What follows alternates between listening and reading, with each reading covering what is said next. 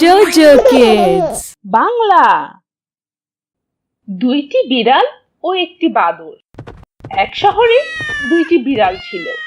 তারা দুজনেই একসাথে খেলা করত এবং একসাথেই খাবার খেত। একজনের নাম ছিল লুচি আর অন্যজনের নাম ছিল পুচি। দুজনের মধ্যে খাবার নিয়ে অনেক ঝগড়া হতো। তারা দুজনেই চুরি করতে খুব পটু ছিল। যখন কারো ঘরের দরজা খোলা থাকতো তখন তারা তাড়াতাড়ি গিয়ে রান্নাঘর থেকে দুধ খেয়ে নিত। একবার তারা দুজনেই খাবারের জন্য ঘুরে বেড়াচ্ছিল। হঠাৎ তারা রাস্তায় একটি রুটি দেখতে পেল। তখন লুচি বলল, মিয়াও, আরে বাহ, কত সুস্বাদু খাবার পেয়েছি। আমার তো খাবারের ব্যবস্থা হয়ে গেছে।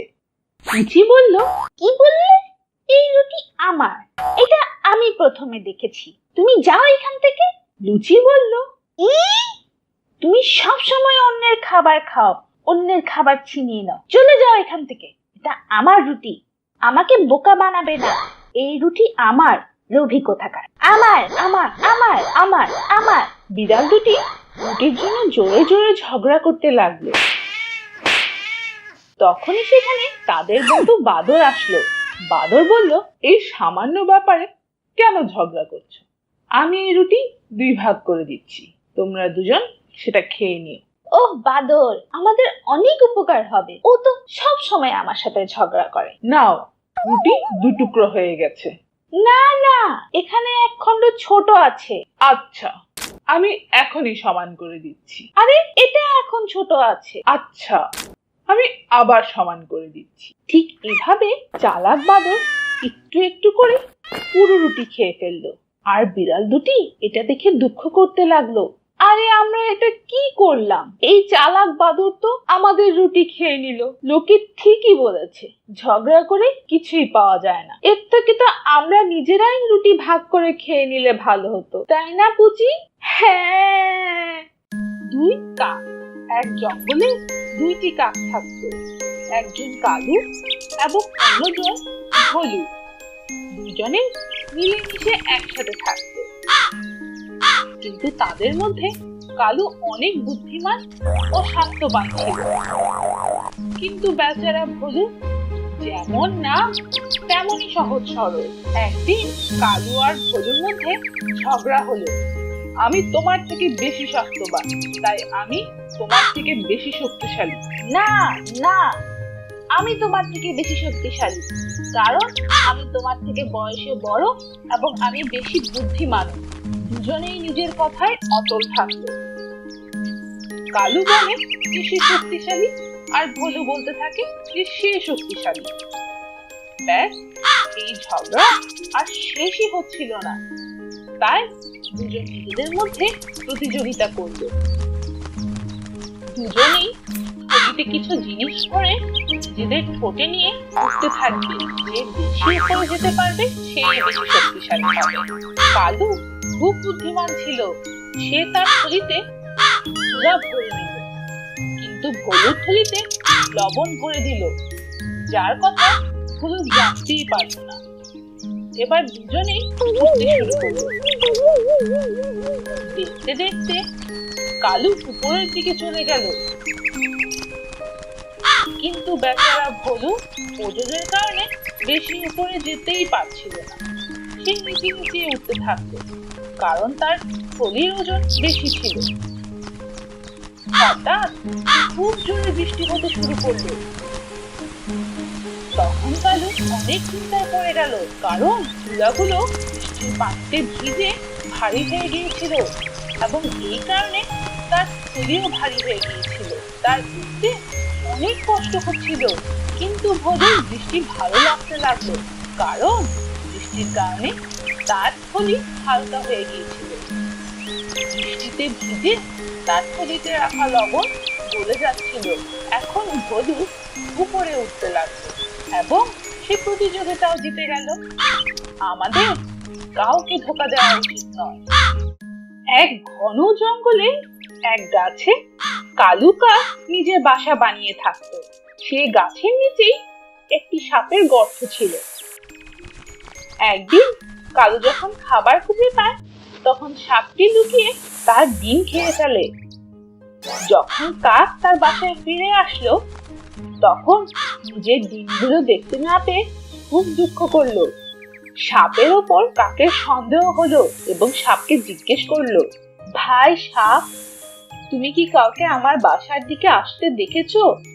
কেউ আমার ডিমগুলো খেয়ে ফেলেছে। না না, আমি কাউকে দেখিনি।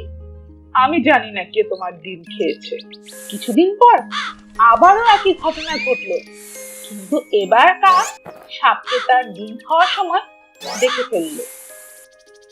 আচ্ছা, এখন বুঝলাম তুমি আমার ডিমগুলো খেয়ে ফেলো। তোমার ওপর আমার আগে থেকেই সন্দেহ ছিল। তোমার এত সাহস কিভাবে হলো? আমার ডিম খেয়ে ফেলেছো? আমার খিদে পেয়েছিল, তাই আমি তোমার ডিম খেয়ে ফেলেছি। তুমি আমার কিছুই করতে পারবে না। এই বলে সাপ তার গর্তে চলে গেল। কালু খুব দুঃখ পেল এবং সাপের উপর বদলা নেওয়ার কথা ভাবতে লাগলো। এরপর সে উড়ে উড়ে রাজার মহলে চলে যায়।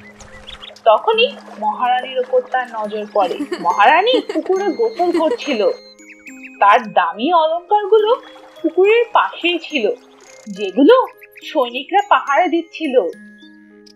কালু কাক এক বুদ্ধি বের করলো। সে এক লম্বা গলার হার তার ঠোঁটে নিয়ে উঠতে লাগলো। সবগুলো সৈনিক কাকের পেছন পেছন দৌড়াতে লাগলো। কালু বুদ্ধিমানের মতো সেই গলার হার সাপের গর্তে ফেলে দিল। যখন সৈনিকরা গর্ত খুঁড়তে লাগলো তখন সাপ বের হয়ে আসলো, যার গলায় মহারানীর হার ছিল। সৈনিকরা পিটিয়ে পিটিয়ে সাপটিকে মেরে ফেললো এবং সেই হার নিয়ে চলে গেল। এভাবে কালু কাক সাপের ওপর তার বদলা নিয়ে নিল। জঙ্গলের মাঝামাঝি একটি গুহা ছিল। সেখানে এক শেয়াল থাকতো। একদিন পানি ও খাবারের খোঁজে সে গুহা থেকে বাইরে আসে। তখনই সেই জঙ্গলের রাজা সিংহ, যে সারাদিন ধরে খাবার খুঁজে ক্লান্ত হয়ে গিয়েছিল, সেই গুহার ভেতরে গিয়ে বিশ্রাম করতে লাগলো।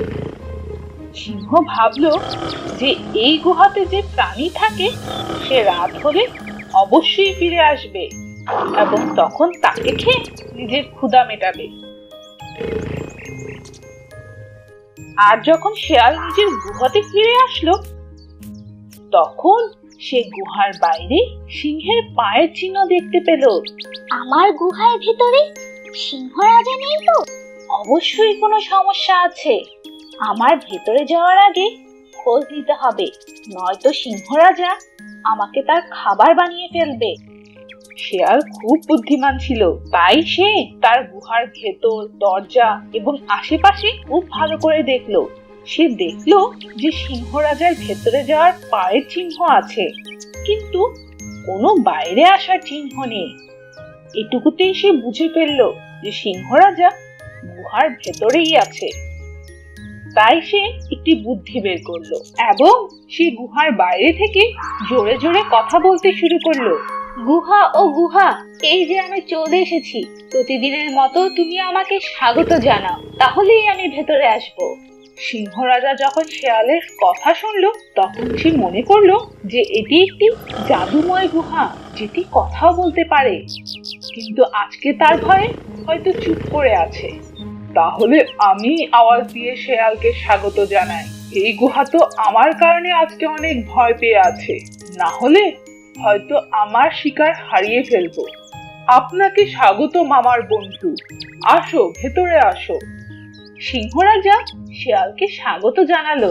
শেয়াল ঠিক ভেবেছিল গুহার ভেতর সিংহ আছে। শেয়ালের চালাকি কাজে লেগে গেল এবং সে সেখান থেকে পালিয়ে গেল এবং নিজের বুদ্ধি খাটিয়ে সিংহের খাবার হওয়া থেকে বেঁচে গেল। বাচ্চারা, আজকে আমি তোমাদের সোনার ডিম পাড়া এক মুরগির গল্প শোনাবো। এক গ্রামে এক লোক ছিল এবং সে ডিমের ব্যবসা করত। তার কাছে এক অনেক বড় মুরগির ফার্ম ছিল। সেখানে অনেক অনেক মুরগি ছিল। প্রতিদিন সেই লোক তার ফার্মে এসে তার মুরগিগুলোর দেখাশোনা করত এবং যত ডিম পেত সেগুলো বাজারে নিয়ে বিক্রি করে দিত। একদিন সে রাস্তা দিয়ে যাচ্ছিল এবং একটি মুরগি দেখতে পেল। সেই মুরগিটি খুব সুন্দর এবং স্বাস্থ্যবান ছিল। তাই সে মুরগিটিকে তুলে নিয়ে ঘরে আসে এবং সেই মুরগিটির অনেক যত্ন নেয়। আস্তে আস্তে সেই মুরগিটি আরো স্বাস্থ্যবান হয়ে ওঠে এবং সেই লোকটিও মুরগিটির অনেক খেয়াল রাখতো। প্রতিদিনের মতো সে একদিন নিজের খামারে আসে এবং সেই মুরগিটির পাড়া ডিম দেখে চমকে যায়। সেখানে এক সোনার ডিম ছিল। আরে এটা কি? এটা তো সোনার ডিম মনে হচ্ছে। হ্যাঁ, এটা তো সত্যিই সোনার ডিম। আমার তো ভাগ্য খুলে গেল। এখন অনেক মজা হবে, আমি ধনী হয়ে যাব। সেই দিনের পর প্রতিদিন সেই মুরগিটি একটি করে সোনার ডিম দিত। সেই ডিম নিয়ে লোকটি তার সকল প্রয়োজনীয় জিনিস কিনতে লাগলো। কিছুদিনের মধ্যেই সে গাড়ি, বাড়ি, অনেকগুলো গরু এবং ভেড়া কিনে ফেললো। 1 মাস পর তার ঘরে কেনার মতো কিছুই বাকি ছিল না। কিন্তু লোভের কারণে তার মনে এক খারাপ ইচ্ছা জাগে। সে সেই গ্রামের এবং পুরো পৃথিবীর সব থেকে ধনী লোক হতে চাইলো। পরের দিন সে খামারে গিয়ে দেখলো যে একটি সোনার ডিম রয়েছে, কিন্তু এতদিনে তার মন লোভে পূর্ণ হয়ে গেছে। প্রতিদিন একটি করে ডিম পেয়ে সব থেকে ধনী হতে পারবো না। আজকে এই মুরগিটিকে কেটে সবগুলো ডিম একসাথে বের করে নেব এবং এই পৃথিবীর সব থেকে ধনী হব। আর এই লোভের কারণে লোকটি সেই মুরগির পেট কেটে ফেলে। কেটে দেখতে পেল যে সেখানে কোনো ডিম নেই। হে প্রভু, এটা কি হলো? এই মুরগির পেটে যে একটাও ডিম নেই। এখন আমি কি করব? আমার লোভের কারণে অনেক বড় ক্ষতি হয়ে গেল। তো বাচ্চারা, এই গল্প থেকে আমরা এটাই শিখতে পারি যে লোভের কারণে সব সময় আমাদের শুধু ক্ষতিই হয়। Please subscribe.